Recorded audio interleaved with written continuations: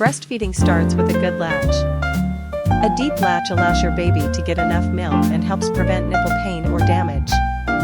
When latching, your baby's mouth should open wide and cover not only the nipple but also a large part of the areola. Your baby's lips should be turned outward, like a fish. Their chin should touch your breast, and their nose should be close but not pressed in.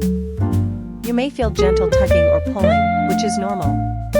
Sharp pain, pinching, or cracking is not normal. If breastfeeding feels uncomfortable, gently place a clean finger into the corner of your baby's mouth to break the suction. Then try again.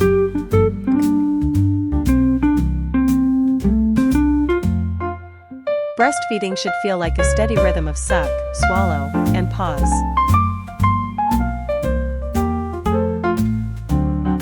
A good latch supports healthy milk flow and helps your baby grow and thrive.